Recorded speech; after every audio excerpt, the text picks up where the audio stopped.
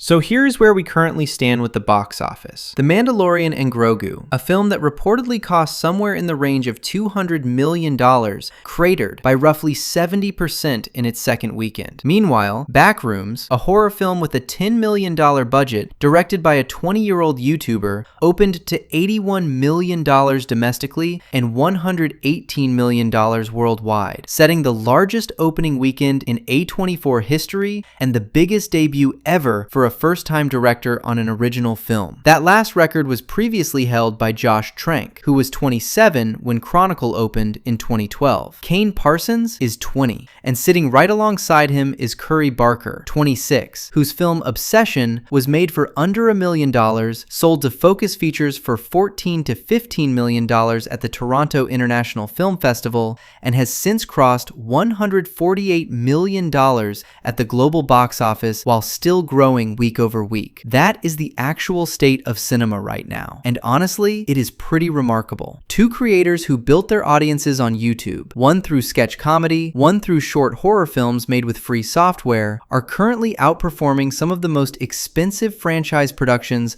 Hollywood has ever greenlighted. Jason Blum told The Wrap it feels like the 1970s, when young auteurs were simply handed the keys. Variety spoke to producers, distributors, and analysts who all said the same thing. A new pathway from YouTube to the big screen is open, and it is already changing how studios think about finding talent. But here's the thing. Instead of sitting with what is genuinely a fascinating moment in the film industry, a large portion of the internet has turned it into a tribal war. Team Obsession versus Team Backrooms. The films are treated as opposing factions, rather than two completely different horror movies that happen to have been made by people from the same platform. And in the middle of all that noise, Backrooms has attracted a wave of hate that is worth examining closely, because the reasons behind it reveal something specific about how modern audiences engage with film. To understand why the discourse around Backrooms is happening the way it is, it helps to actually understand both films on their own terms. Obsession works on a premise that audiences can grab immediately. Curry Barker's film follows a hopeless romantic who makes a Faustian bargain to win his crush's heart, and the story mechanics are clean and legible from the opening minutes. The film is not shy about what it wants to say, and because it delivers that message with tremendous tension and craft, viewers feel both entertained and rewarded. The execution is ambitious, but the entry point is frictionless. You understand what is at stake, you understand the rules, and the film proceeds to take full advantage of both. That combination of accessibility and quality is rare, and it explains why the word of mouth has been unlike almost anything in recent memory. Backrooms is built on an entirely different foundation. The film is set in the early 1990s and centers on Clark, a divorced, struggling furniture store owner played by Chiwetel Ejiofor, who accidentally walks through a wall in his basement and enters an alternate dimension, an endless maze of rooms and corridors painted the same sickly yellow, lit by the same flickering fluorescent lights, and governed by no logical spatial rules whatsoever. He eventually enlists two employees to document the place with him, and his therapist Mary, played by Renate Reinsve, follows after receiving a disturbing message from him and finds herself trapped inside as well. Where Obsession is about momentum, Backrooms is about atmosphere. The production design is the film's most discussed achievement. It was built primarily on real, practical sets covering roughly 30,000 square feet, with only selective CGI for the more disorienting architectural sequences. Several critics drew comparisons to House of Leaves, the cult horror novel that bends physical space as a reflection of psychological collapse. The New York Times wrote that ambiguity is central to this kind of horror, where space and atmosphere do most of the heavy lifting. Polygon called it deeply unnerving and haunting. The Los Angeles Times described it as a surrealist painting in motion. The film currently holds an 88% on Rotten Tomatoes from critics, and yet the audience score sits around 70%, which is where things get interesting. The most common complaint against Backrooms is a single word: boring. Reviews and social media posts calling it the worst movie ever made, or completely unwatchable, or a total waste of time are not hard to find. Some of these posts come from accounts with hundreds of thousands of followers. What almost none of them include is any specific explanation of what did not work. The complaint is not that the pacing decisions were misjudged, or that the character development was underdeveloped, or that the third act did not pay off the setup adequately. The complaint is simply that nothing happens. One particularly telling complaint that circulated online line was that the film never shows what happened to Clark. This is notable because the film does show what happened to Clark. It shows it clearly. The conclusion that multiple viewers arrived at, that the film left the answer out, points towards something other than a narrative flaw. It points toward people zoning out during the slow burn sections and then retroactively attributing the gaps in their viewing experience to the film itself. That is a meaningful distinction. The Hollywood Reporter noted in its review that the film favors opacity, half-glimpsed creatures, and a steady sense of unease over crowd-pleasing jumps, and that it is sure to spark debate among those who are not bored by it. That framing is honest and accurate. The film is genuinely not for everyone, and no serious defender of it would claim otherwise. But there is a gap between "this film did not work for me" and "this is the worst thing I have ever seen in a theater," and that gap has been largely erased in the current conversation. For context on how common this pattern is with slow burn horror, Hereditary, which is now widely regarded as one of the defining horror films of the last decade, holds a 72% audience score on Rotten Tomatoes. When it came out in 2018, it attracted the same complaints. Too slow, nothing happens, too much time spent on nothing before anything scary occurs. That film eventually found its audience, and critical reassessment over time has been very positive. Whether Backrooms follows a similar arc remains to be seen, but the template is familiar. The most genuinely baffling dimension of the backlash is this: a significant portion of the people calling Backrooms unwatchably slow are the same people who describe themselves as fans of the Backrooms content that inspired it. The original 2019 creepypasta, the YouTube series Kane Parsons made starting in 2022, and virtually all of the games that emerged from that mythology are built on the same foundational experience, walking through empty corridors for extended periods of time before anything hostile appears. That is the Backrooms as a concept. It is not an action horror property. It is a liminal space property. The dread comes from the sameness, the wrongness, the sense of a space that was not designed to be understood. The games, by multiple accounts from people who have played them, are slower than the film. Most of them build for long stretches toward a single jump scare at the very end. So the argument that the movie is too slow while the games are fine is not really an argument about pacing. It is an argument about expectations. Specifically, the expectation that a film released in mainstream theaters by A24 should deliver standard theatrical horror beats on a standard theatrical schedule. When it did not do that, some portion of the audience treated it as a betrayal rather than a stylistic choice. The comparison to the Five Nights at Freddy's films makes the contrast clear. Those films hold audience scores in the mid-80s on Rotten Tomatoes. Critics have been far less enthusiastic. Both entries are considered fairly weak narratively, but audiences respond to them because they move fast, deliver references, and keep stimulation constant. There is nothing inherently wrong with that, but when a slow burn, atmospheric horror film with strong critical support scores lower with audiences than a pair of films that critics largely dismissed as franchise fan service, the discrepancy says something about the audience scoring mechanism and the broader question of what kinds of horror films modern theatrical audiences are willing to sit with. To be fair to the actual criticisms, Backrooms is not a flawless film, and the people who have engaged with it seriously have identified real weaknesses. The most consistent, legitimate complaint shared by reviewers at the Associated Press, the Seattle Times, and elsewhere is that the third act retreats into conventional monster chase territory after spending the first two acts establishing something more psychologically ambitious. The setup involves Clark's expertise as an architect being inverted against him, a rational man trying to impose logic on something that refuses it, and Mary's parallel backstory connecting thematically to the nature of the space itself. Those threads are genuinely interesting, and multiple critics felt they were not developed into the conclusion that the setup earned. One reviewer described the film as an elongated trauma salad, which is specific enough to be a real critique rather than a complaint about slowness. The narrative thread involving Mary's flashbacks was also flagged by multiple reviewers as feeling slightly disconnected from the main story rather than organically integrated. These are structural criticisms worth taking seriously. They are also completely different from "this is the worst movie I have ever seen," and treating them the same way distorts the actual conversation about what the film does and does not accomplish. accomplish. The bigger picture here goes beyond this one film. Kane Parsons started making Backrooms YouTube content at age 17, using free 3D software called Blender. His original 2022 short, 9 minutes long and made while he was still in high school, has accumulated over 200 million views. That video eventually reached an A24 executive through that executive's child. Parsons was brought in, given a $10 million budget, cast Oscar-nominated actors in Ejiofor and Reinsve, built a 30,000 square foot physical set, and made a film that opened at #1 at the domestic box office. He is 20 years old and is now officially the youngest director in history to hold that distinction. Variety wrote that the success of Backrooms and Obsession has Hollywood reconsidering how it finds and develops talent, with producers noting that filmmakers like Parsons and Barker are doing something very different from what tends to come out of conventional development pipelines. That watching their films, you genuinely do not know what to expect. The Wrap quoted analyst Jeff Bach saying indie horror is now actually competing with major summer blockbusters, not just holding its own in a niche corner of the market. That is the actual story here. Two filmmakers who came up through YouTube, made films on tiny budgets with genuine creative ambition,